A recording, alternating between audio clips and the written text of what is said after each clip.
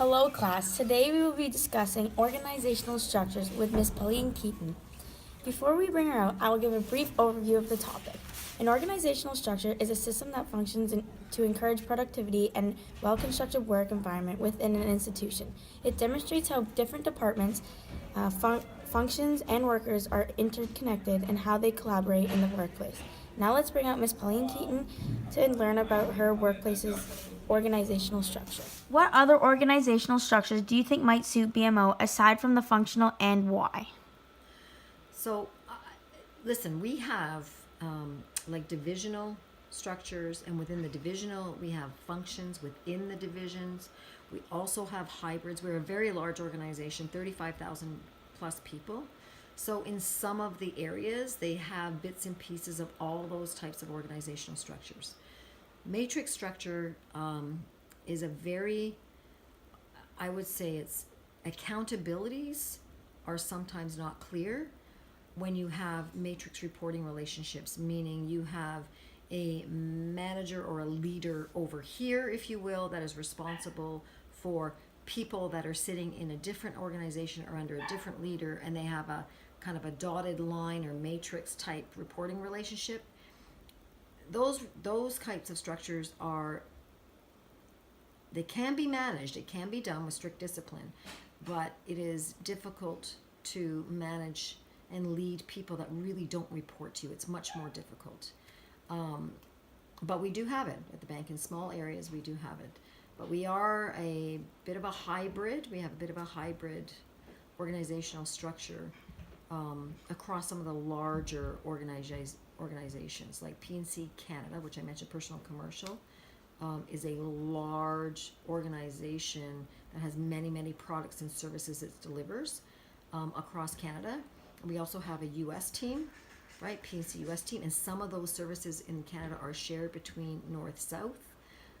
So organizational structures are, it's not just one in the bank. The majority of it is divisional with functional underneath, but we do have a bit of a hybrid across some of the areas of the bank. What other organization? So, Pauline, in your opinion, based on your experiences at BMO, why wouldn't this organizational structure best suit BMO in regards to Bank of Montreal's goals and functions as an organization? Is there anything about the structure you wish was different, and why? Interesting question. We've just recently moved to this type of structure. When I say recently, in the last 3 years, where it is a CIO develops their products based on a certain line of business. So as I mentioned, personal and commercial, for example, is a line of business, and the development team is structured so that they're developing for that personal and commercial line of business. On our side, from a support perspective, we try to align ourselves that way, but it's not necessarily that way, and that's what we're working on now. That is part of this whole transformation I think I mentioned earlier that this organization is going through on the IT operations side. We are trying to align ourselves more towards the CIO aligned function. So we're trying to take the support teams and say, for example, Pauline, my team, you are now aligned to the personal and commercial line of business, and you are going to be supporting all of their services. So we're trying to align ourselves that way, but you have to understand there is some shared infrastructure that spreads across all the lines of business. So it kind of complicates things a little bit. So for example, we may have like storage. When we're storing all our data, it sits on devices, storage devices, but those storage devices aren't aligned to just a line of business. They are aligned to multiple lines of business. So part of the transformation work, as I mentioned, that we're doing is restructuring ourselves on the IT operations side to align to that CIO function. I think once we get there, it'll be a cleaner identification of roles and responsibilities, right from the business right down to the development team to the IT operations team. It's very clean, and there's only a few people in that chain for supporting those critical services. So I have various teams that report to me, and in technology there's various skills. So I have, for example, we have support Unix servers. You would require a Unix system admin to do that kind of support. Similarly, we have Windows, we have Unix, we have Linux, which would require those to have those types of skills. Those positions are called sysadmins. I have a smart core component, which is it's kind of like the hub where all traffic transfers through there. That is TIBCO type skills. So that's a very specialized skill in the market space. I have DBAs, which are database support people. That's a very specialized skill. I have technical performance specialists. That's another specialized skill. And we have a legacy system, a mainframe system, and I have legacy type mainframe skills. So multiple skills, multiple technologies, and highly skilled people to support those services and systems. So as we can see, BMO uses a functional organization structure. A business that follows a functional structure has its members grouped together based on similar tasks. For example, a specific department in a business would have people with similar skills, technical expertise, and responsibilities working together. Pauline, where do you stand in this structure? Which department are you in, and what's the skill set, qualifications, and responsibilities of the members of your department? Okay, so yes, the bank for the most part is structured in a functional way. Our development teams are structured by their function. They do development work, and then they're further organized by the line of business they support. The organization I'm in is the IT operations organization, and we support those lines of business. And so my team is structured, and I'm responsible for all of the support of critical customer-facing channels, applications. Most of that aligns directly to two CIOs on the development side. So that's how the bank is structured. On a typical organization chart, the vertical layers of management displays the many levels of a business's management and supervision. It tells us that managing positions from the bottom of the organization to the top. We want to know about the levels of management at your job.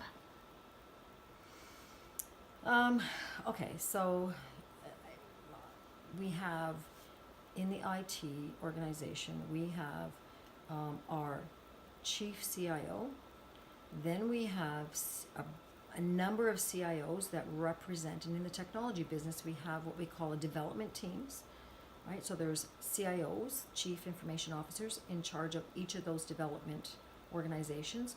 Those development organizations are usually split out, for the most part, based on business units. So, for example, in a banking world, we have personal and commercial, right, would be a head of a CIO.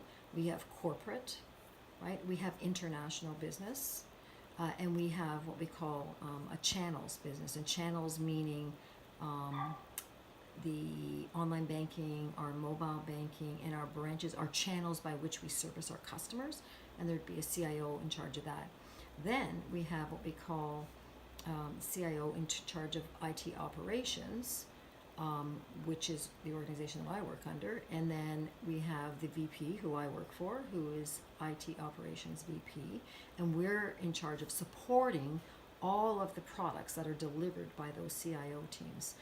So the structure is really CIO, VP type level, and then my level, which is the managing director level, and then under that are senior managers, and then there are various levels of positions where people report into those managers.